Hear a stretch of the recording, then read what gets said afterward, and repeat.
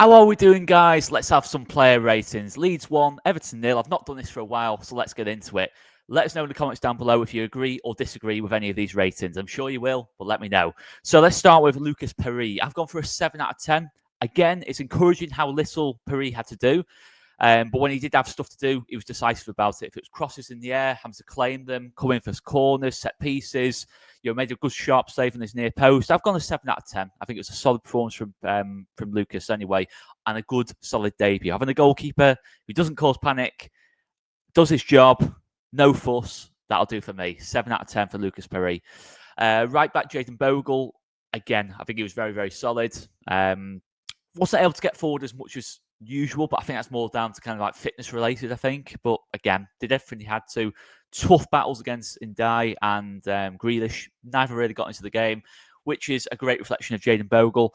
I'd go kind of between a 7 and an 8. I'll go 7 out of 10. I thought it was a solid performance from Jayden Bogle. Let's go on to the centre-backs. Joe Rodon, I think, was absolutely outstanding. I think good on the ball, showed good quality, in terms of passing the ball through the thirds. Really solid performance, did everything he had to. Didn't have to do much, which is, again, encouraging. Shows the whole team in front of him did their job. Dealt with Beto, I thought, really well physically.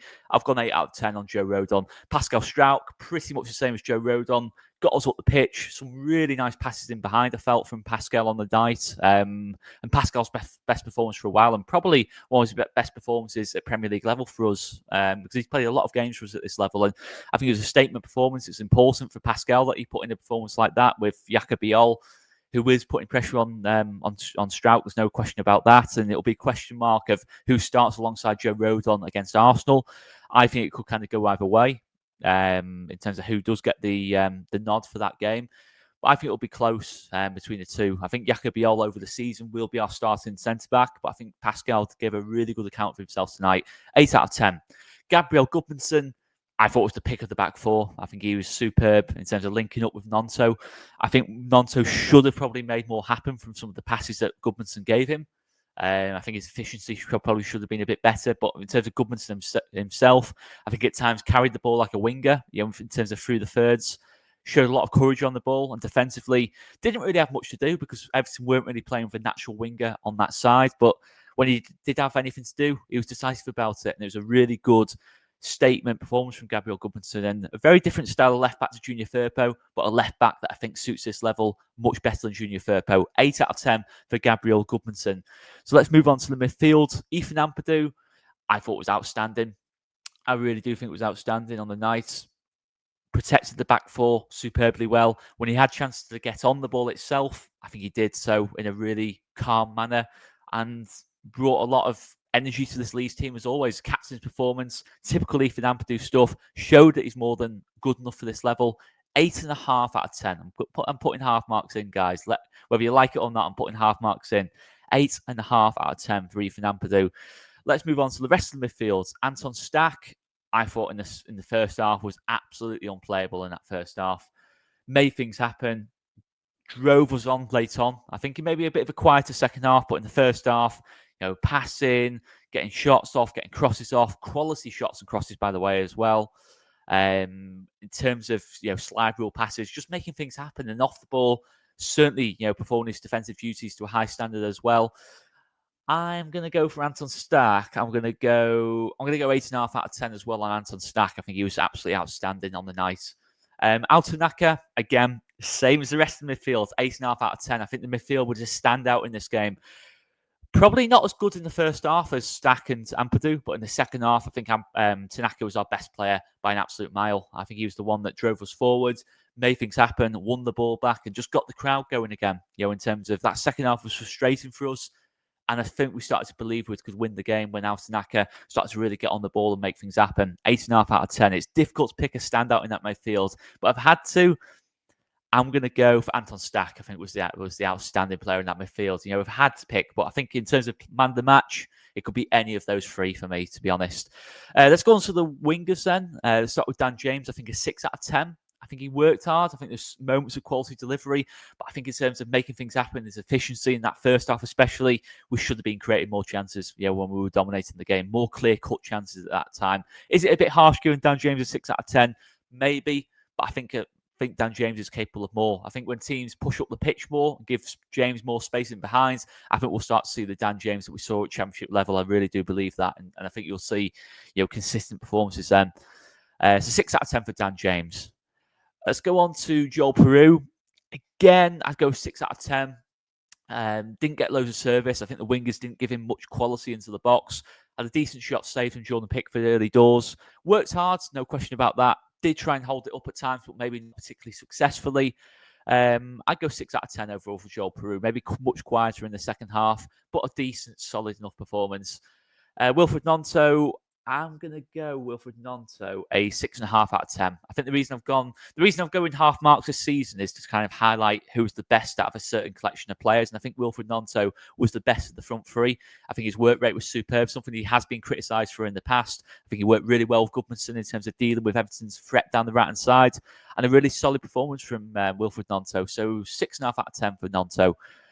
Let's go on to the substitutions. Brendan Aronson, I'm going to go 6 out of 10. I think he did get into the game towards the last sort of 10 minutes or so. Some nice little delivery from that right-hand side, making things happen, lively enough. Still not sure he's a winger at this level. I'm really not. I'm not sure he's a winger, full stop. But, he gave a good performance. He brought some energy into the team when we needed it. But I think all in all, kind of a 6 out of 10, decent enough performance. Elia Gruev, I've gone 6.5 out of 10.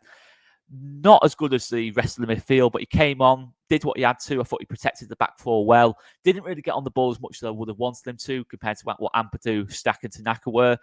But decent performance from Gruev. Again, another player where you're not 100% if he's good enough for this level. But it was a solid enough performance and a good enough start from Gruev. 6.5 out of 10. The pick of the substitutions for me by a distance, Lucas Mecha.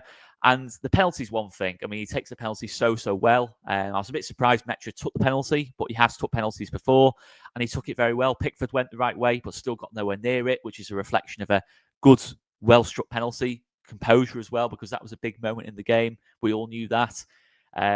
We probably weren't going to get any more chances to win it. So Mecha takes a chance well, held the ball up really well. And I think we saw a noticeable change in the whole performance when Mecha came on. Second half was a bit quieter, but then we grew into it when Mecha came on, got us up the pitch. Nice, solid debut. And for me, hot take time. And it's not just based on one sort of substitute appearance. I genuinely think Mecha, until Dominic Calvert-Lewin's fully fit, I think he should be our starting striker. I think he got Arsenal away. I think Mecha's the one I want in there. So good performance from Lucas Mecha, no question about that. 8 out of 10 for me. Is that a little bit high? I don't really care, but I genuinely do think Mecha was superb when he came on, and definitely the pick of the forwards players for us. Jack Harrison, I'm going to go Jack Harrison. I think Jack Harrison was good when he came on. I won't go as high as what I went with Mecha, but I'm going to go a 7 out of 10 for Jack Harrison. I thought on that left-hand side, we looked a lot better when Harrison came on. He linked up well with Gabriel Goodmanson, some nice deliveries. I just made things happen. I think it was a statement performance from Jack Harrison. Is he proving himself that he should be a starting winger for us? No, but it was a solid enough performance. And if Jack Harrison can come off the bench and make that kind of impact, each game, I think we'll all be happy with Jack Harrison. And yeah, I think it was his best performance for a while, certainly for Everton or Leeds. So encouraging from that point of view. That's the kind of performances Jack Harrison is going to have to give if he wants this season to be a successful one for him individually and for the team itself. That's my player ratings, guys. Let us know in the comments down below your thoughts on those. And as I mentioned on the post-match review as well, check out the Beckford and Becchio tour that we have got coming up. Third year of doing it. Do check it out. I think everyone's enjoyed themselves a lot in the first 2 years. Tickets are selling very quickly, guys, so do check out the link down below for details on that in terms of dates and venues. It is during the September international break, so you don't have to sacrifice any footy to watch it, because no one wants to watch international football. It's rubbish. We all know that. Beckford and Becchio, do check it out, guys. The link is in the description down below. Check that one out, guys. I've been Oscar Marriott. Big thanks for watching, and we will see you later. Cheers, guys. And do check out the post-match reaction from myself and the fan cam as well from Jack and Tash. That will be absolutely superb, because it was absolute scenes on Monday. Absolute scenes. Check it out, guys. Big thanks for watching, and we will see you later. Cheers, guys.